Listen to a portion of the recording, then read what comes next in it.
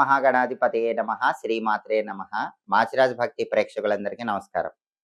April నెలలో మేషాది ద్వాదశ రాశులకి మాస ఫలితాలు ఏ విధంగా ఉండబోతున్నాయో, నెల మొత్తం విశేషంగా యోగించాలంటే ద్వాదశ రాశుల వాళ్ళు ఎటువంటి పరిహారాలు చేసుకోవాలో, అలాగే ద్వాదశ రాశుల వారికి ఏప్రిల్ నెలలో అనుకూల తేదీలేంటో, ప్రతికూల తేదీలేంటో, నెల మొత్తం అద్భుతంగా యోగించటానికి పాటించాల్సిన ముఖ్యమైన విధి విధానాలేంటో, ఏ రంగంలో ఎటువంటి ఫలితాలు ద్వాదశ రాశుల వాళ్ళు పొందబోతున్నారో, ఏప్రిల్ నెల మాస ఫలితాలు ఏ విధంగా ఉండబోతున్నాయో ఈ వీడియోలో మనం తెలుసుకుందాం. తదుపరి కర్కాటక రాశి.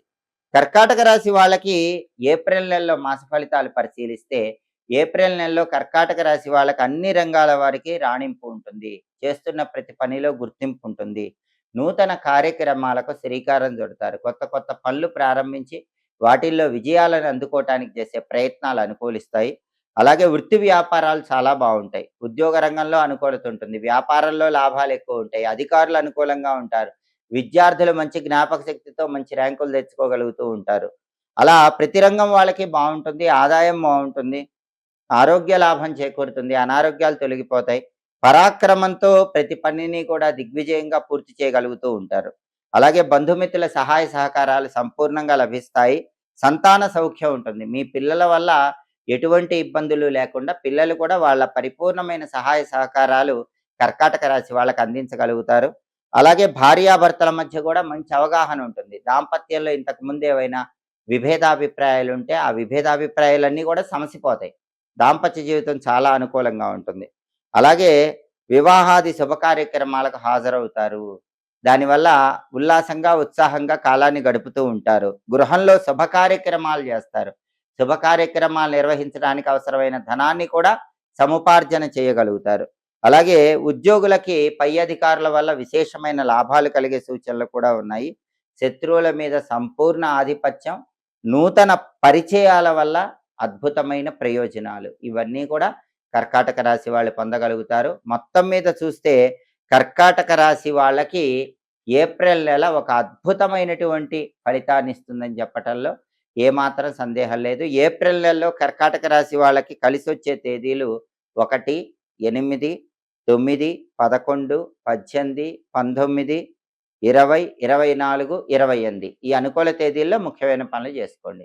కలిసి రాని తేదీలు, ప్రతికూల తేదీలు కర్కాటక రాశి వాళ్ళకి 3, 4, 6, అదేవిధంగా 13, 14, 15, 22, 26 ఈ తేదీలు కలిసి రావు. ప్రతికూల తేదీలు. ప్రతికూల తేదీల్లో ఎలాంటి పనులు చేయకండి. అలాగే కర్కాటక రాశి వాళ్ళు పరమేశ్వర ఆలయ దర్శనం చేయండి. ఈ నెల మొత్తం చంద్రశేఖరాష్టకం వింటూ ఉండండి.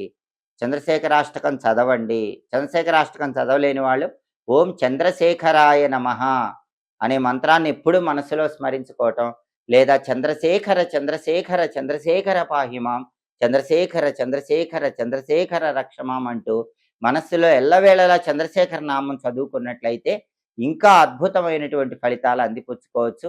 అనుకున్న పనులు అనుకున్నట్లు దిగ్విజయంగా పూర్తి చేసుకోవచ్చు. చాలా మందికి ఆధునిక కాలంలో పెళ్లిళ్ళు ఆలస్యం కావటం, భార్యాభర్తల మధ్య సమస్యలు విడాకుల వరకు వెళ్ళటం, కుటుంబ కలహాలు ఎక్కువగా ఉండటం, మనశ్శాంతి లేకపోవటం, సంపాదించిన డబ్బు నిలబడకపోవటం, ఇటువంటి సమస్యలు ఎక్కువగా ఉన్నాయి. దానికి కారణం జాతకాల్లో కాలసర్ప దోషాలు ఉండటమే. ఈ కాలసర్ప దోషాలు ఎందుకు వస్తాయంటే, వంశంలో 7 తరాల్లో ఎవరైనా పాములకు అపచారం చేస్తే కాలసర్ప దోషాలు వస్తాయి. పావుల్ని కర్రలతో కొట్టడం, పావుల్ని చంపటం, ప్రత్యేకంగా నాగుపావుని చంపటం, ఇటువంటివి ఏమైనా చేస్తే వంశంలో 7 తరాల్లో ఆ వంశంలో ఎవరికైనా పుట్టినప్పుడు జాతకంలో కాలసర్ప దోషాలు వస్తాయి. కాలసర్ప దోషం అంటే ఏంటంటే, జన్మకుండలి జాతక చక్రంలో రాహువు ఒకవైపు, కేతువు ఒకవైపు ఉన్నప్పుడు ఆ రాహుకేతువుల మధ్యలోనే మిగిలిన గ్రహాలన్నీ ఉండిపోతే దాన్ని కాలసర్ప దోషం అంటారు. చంద్రుడు ఒక్కడు మాత్రం బయట ఉండొచ్చు.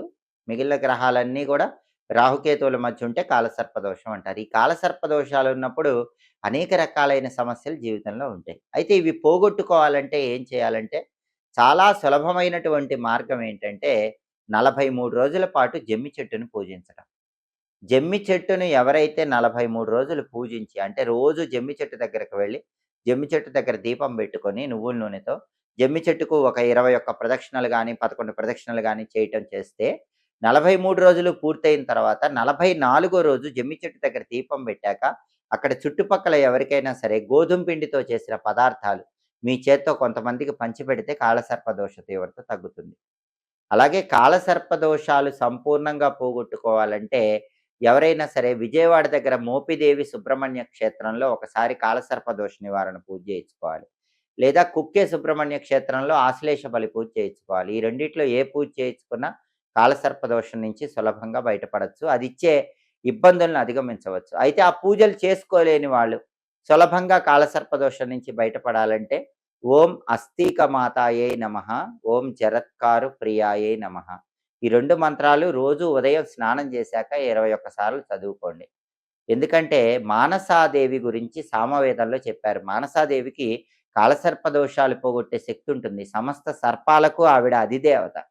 అందువల్ల మానసాదేవికి సంబంధించిన ఓం అస్థికమాతాయై నమః, ఓం జరత్కారు ప్రియాయై నమః అనే 2 మంత్రాలు రోజు చదువుకుంటూ ఉంటే దాదాపుగా కాలసర్ప దోష ప్రభావం తగ్గిపోతుంది.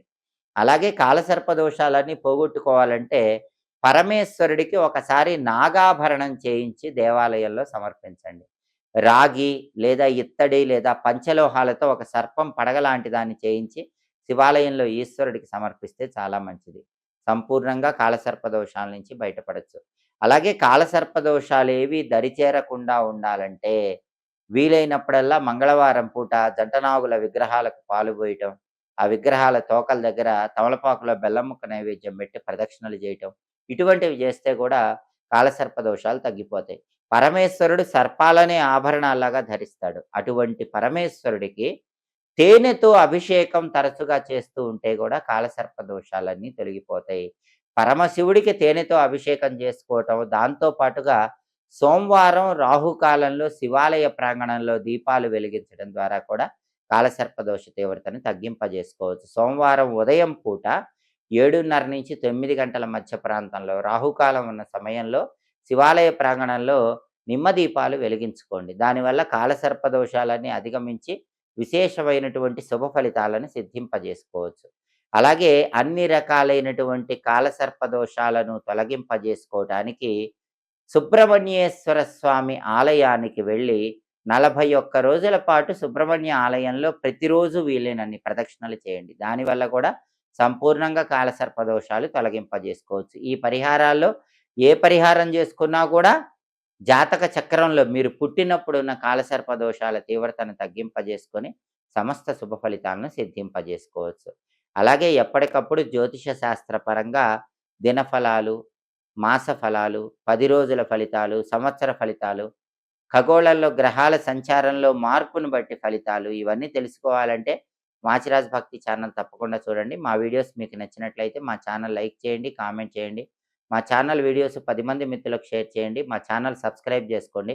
పక్కనున్న బెల్ సింబల్ నొక్కటం మాత్రం మర్చిపోకండి. సర్వే జనాః సుఖినో భవంతు. స్వస్తి.